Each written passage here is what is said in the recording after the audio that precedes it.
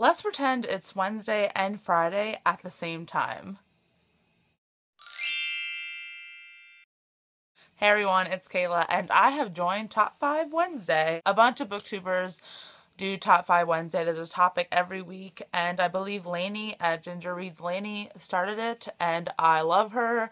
You should go check her channel out. She is amazing. I will leave all of the links to all of the Top 5 Wednesdays below. So this week's Top 5 Wednesday was 2 days ago, but I'm a little late to the party, so what? So this week's Top 5 Wednesday was Dystopian Worlds. So let's get started, and then at the end of the video I will do my first Friday reads for you. I know this will probably be uploaded Friday night, like into Saturday morning, but hey, whatever. So coming in at number 5 is The World of the Selection series by Kira Cass, and I didn't like the second book because of the characters and the hypocrisy of the characters. However, the world is really fascinating. The class system, everybody's ranked a number, and it's so involved, and I really like the backstory, and I really wish the author would dive into it more. And I just find it really intriguing and kind of princessy, like fantasy-like, so maybe that's why I like it. But I wish I saw more of it, so hopefully in the last book, the one that's coming out next year, we'll see more of the world's building and things like that. So yes, love it. Coming in at number 4 on my list is The Legend Trilogy by Marie Lu.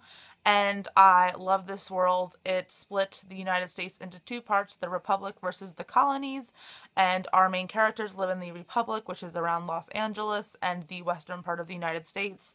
And I just really like it. It's government oriented, it's military oriented, and it's really intriguing. And if that wasn't good enough, in the 3rd book, the main characters visit the new Antarctica, which has this amazing system set up with pluses and minuses, and it's like a giant video game. And I want to live in New Antarctica!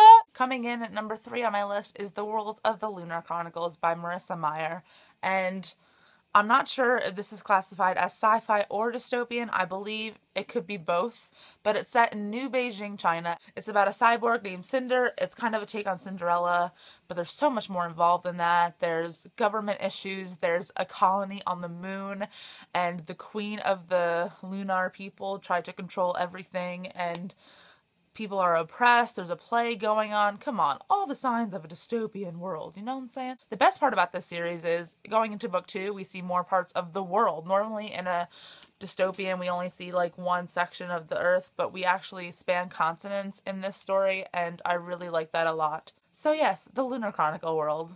Coming in at number 2 on my list is The World of Ready Player One by Ernest Cline, and I love reading about the Oasis. It's this virtual reality world where people can escape from the reality of Earth, which is terrible. I can't even explain it. It's just so involved and so vast, and you can do whatever you want. There's a point system, and there's different planets for different things, and it's just cray-cray. I want to live in the Oasis. Not the Earth in this book, but the Oasis. I'm just saying. And coming in at number 1 is The World of Under the Never Sky by Veronica Rossi. This is actually book 2 through the Evernight. I do not own book 1 yet. If you've been with my channel for a while, you know that I absolutely adore this series. I find this world so fascinating, so different from your typical dystopian. It's like the world in this series is split into 2 parts. We have the dwellers who live underneath these dome type things with virtual reality glasses and things like that, and they're really advanced and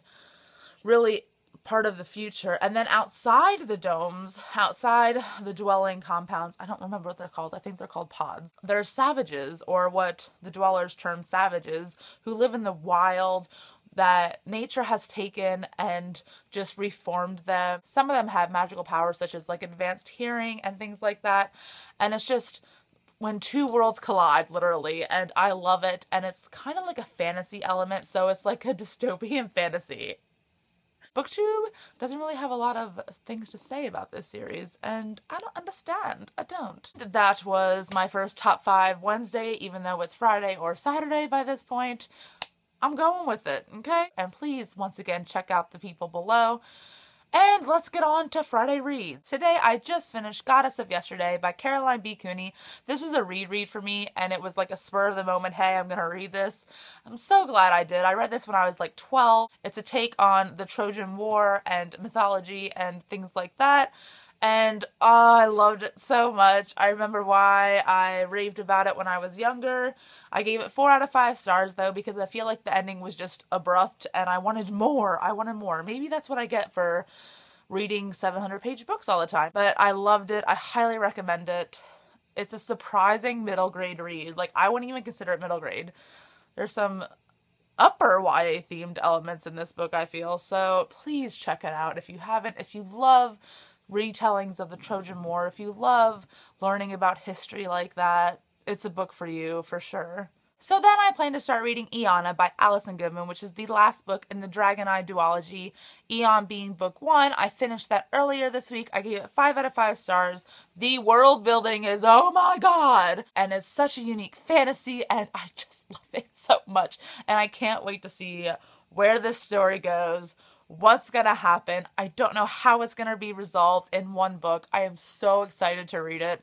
And dragons, you know, they're my thing. So yes, I'm excited for Aeona. What are you guys reading this week? What have you read this past week? What are you reading for the booktubeathon? I'm not participating because I work all weekend and I have a few Christmas parties and a bowling tournament to coach. So I won't really have time to do much with it. So I decided not to participate. But let me know what you guys are reading, what's going on in your lives, and yeah, let me know what your favorite dystopian world is as well. Thank you so much for tuning in, and I hope to see more of you in the future. Bye! This is actually book 2 through a bunch of booktuber coming in at number 2 on my number 2. And it's about a cyborg. Okay, I just answered my question. It's sci-fi. Oh well, I'm going with it. Is the world of these selection. You can't even see it. Hold on.